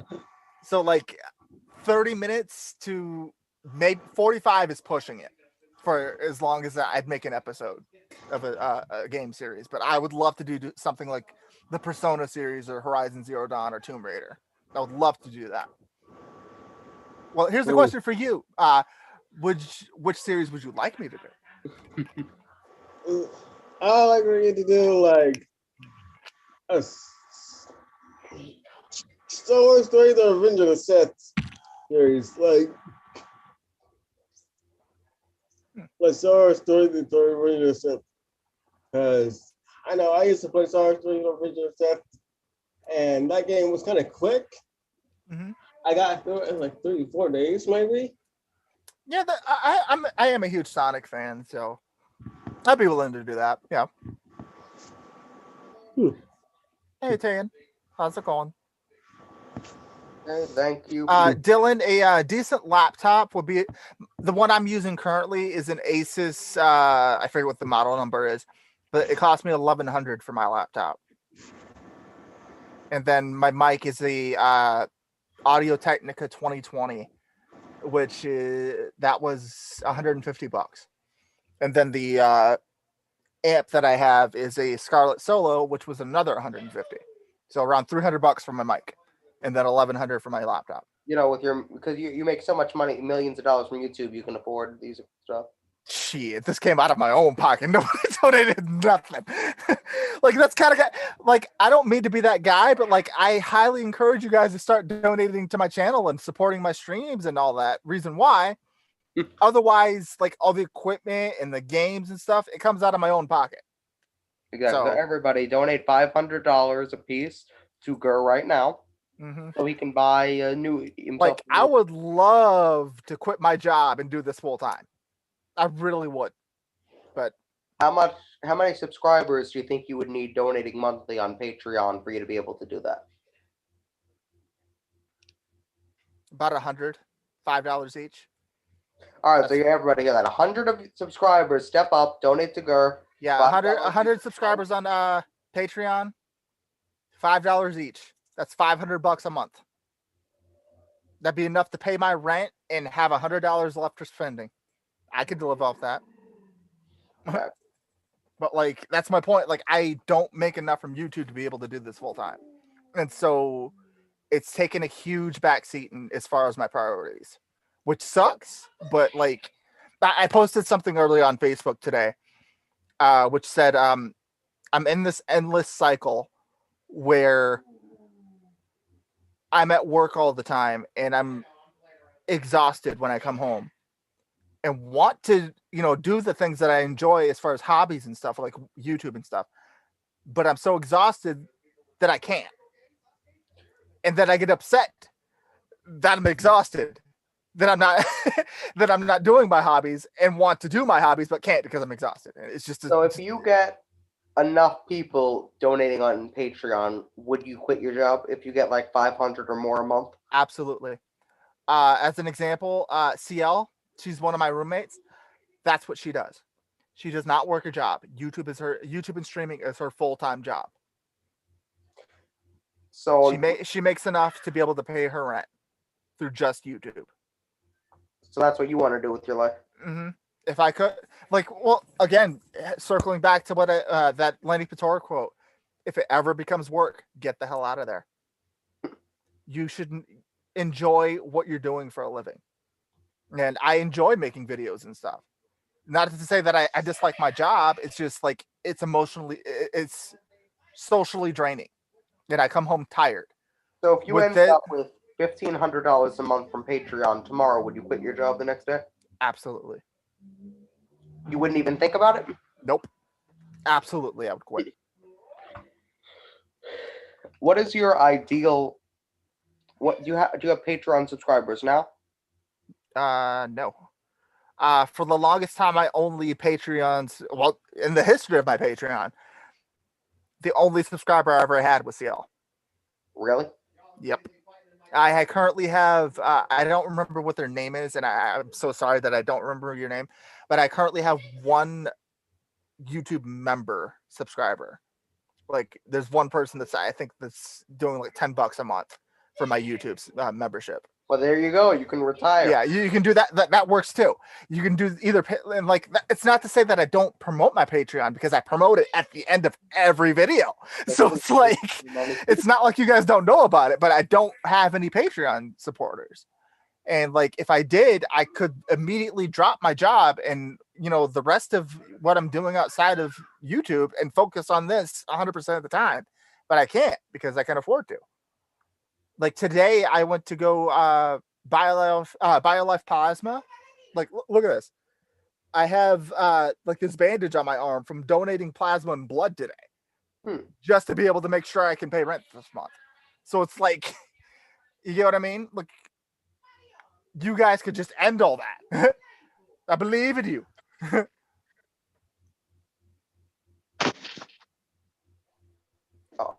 on, I'm glitching here.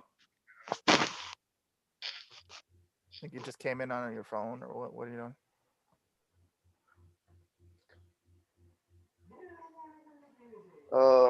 That should be better.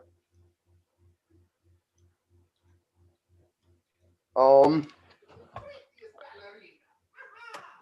that's funny. I'm scrolling through Facebook and just looking for memes.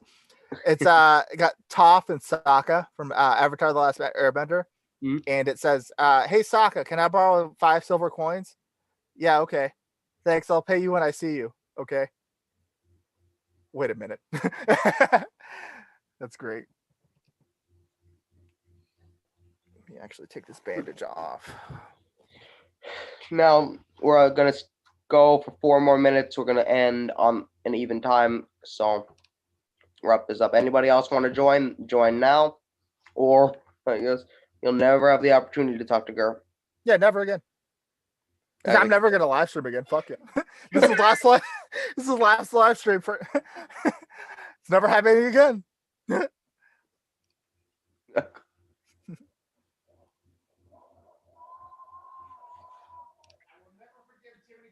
Now,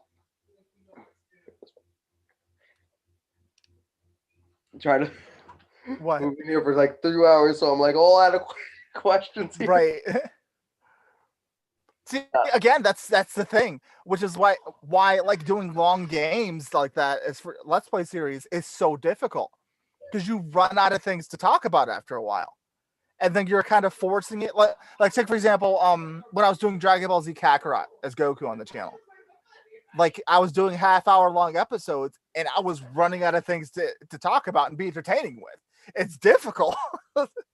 And like we've been live for almost 3 hours, and we're like, I don't know what to talk about anymore. Good. We don't have to worry about that right now. David saying MUI has entered the waiting room.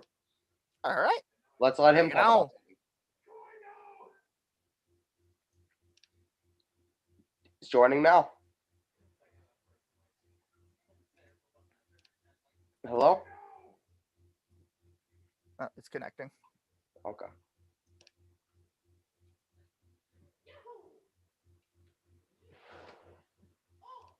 Hello? Hello? Are you there?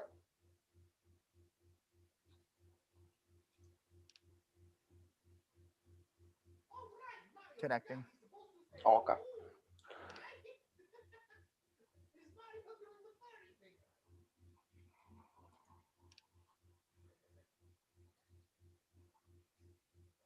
Come on, internet. You can do it. I believe in you.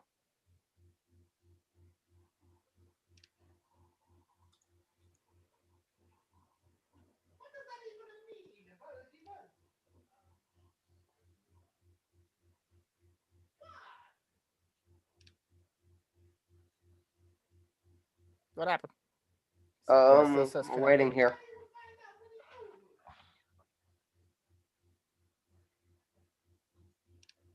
David XA and MUI, I believe in your internet. It can do it. Okay, it's working, I think. There you go. Hello. All right. Hi. How's it going, dude? It's going good. Good. So I want to just ask a few questions because I've been trying to get this damn thing to work. Oh no. Oh, no worries. Go for it. So I'm just throwing it out there because do you still play Xenoverse 2? Not really. Reason why? I finished all the story. So other than doing versus battles with other people, there's nothing really left for me there. If that makes any sense? Yeah, it makes sense. I'm still trying to finish the second story that's with it. Yeah, like I it's not that I don't that I dislike the game or anything. It's just I finished all the main story as So there isn't much doing to a do. Goku play. Yeah, there isn't much left for me to do on there. And I realize a lot of people have asked me to continue playing Xenoverse, but then I also raised the question to them, what do you want me to do? And nobody can ever give me an answer. So I'm like, until you guys can give me an answer of what you want me to do, I don't know. Yeah, because that's funny. That's actually how I found your channel. I think it was like, what was it? You were doing a like a fucking Goku and CL thing. Yeah. How many views does that have now? I know it's over 1 million. That's how a lot of people are finding my channel nowadays. And oh my God. that's hold on, let me actually type in Chi-Chi versus Goku. I'm sure I'm the first result. It'd be surprising if I'm not. I am not. Really? Okay. You type in Xenoverse behind it. There it is. Okay. It has 1.7 million views. Wow. So like I understand that's how a lot of people are discovering me through Xenoverse 2. But again, I'd love to continue it, but there's nothing left for me there. I finished the story, and other than doing constant versus battles with people, what else is there left for me? You get what I mean? I'd love to, but there's nothing left for me to do. Like, sure, I could, redo the story as different, in different characters and, different voices and stuff. But again, I'm just repeating the same thing over again. So, like, what's the point? There actually is no point because you would have to, like, basically fake your reaction, even though you already know because again, and that circles back to like when we were talking about earlier, how people, if the person doing something does not care about the product, it shows. And like, because I've seen the story of Xenoverse 2 so many times, redoing it over and over again, my reactions and stuff would not be genuine. I'd be putting on a performance. And that's not fair to me, and that's not fair to you guys. So it's, yeah. I'd love to, but no. If you got another question, by all means, go for it, sir.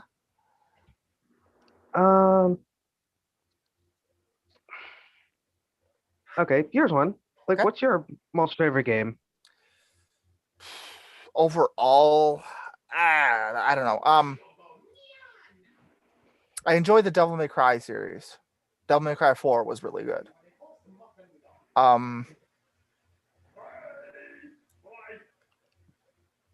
Okay, let me ask you guys this. If any game could get a remake, what would you want it to be? Oh, that's nice. That's a good question. For me, it'd be Code Veronica, Resident Evil. Because that was a game that I played religiously growing up. Michael Jackson's Moonwalker as well. Speaking of which, I may play that on the channel, pending I can actually get through it. Because I'm not sure if you guys were alive at that time, but games within the 90s and 80s and stuff, they were notoriously hard and difficult. Like, I tried to play Michael Jackson's Moonwalker like maybe a week ago. I couldn't get past the third level. Like, it's just so impossibly hard. And I'm like, how did I beat this all the time as a kid? But now I can't do it as an adult. Doesn't make any sense. I actually see what you mean, because I've been getting into like retro games myself, and I'm like, what was it? Oh, yeah, it was one time I was playing Mike Tyson's Punch Out, and I'm like, why can't I just get past, like, what was it? Like, it's Piston so Hondo. hard. First time to beat him, I'm like, how am I able to get past him? It's so like hard. He's already towering over me, and he does so much damage. Mm-hmm. And then, like, I'm watching speedrunners. I'm like, how are y'all doing this? Exactly. Like, and again, like, I tried Mortal Kombat 2. The original Mortal Kombat 2 is another one of those. I used to play that religiously as a kid. I used to be able to, beat the game easily back in the day when I was a kid. But now, I can't. It's too hard. It's weird. It just seems impossible. Mm-hmm. Like, how am I... Okay, we're gonna get ready to end the stream. My producer is complaining that we're gone too long. It's Uh-oh. bad. We're gonna get Sorry. ready to end the stream. If you could stay for a moment after, I can give you some info on an editor. Alrighty. Okay. So Thank Thank you, you. David. Appreciate you. No problem. See ya. See ya. I'm just gonna switch to my phone. Okay, so we're gonna end the stream now. Thanks everybody for joining. Be sure to like, share, and subscribe. And Thank you for watching.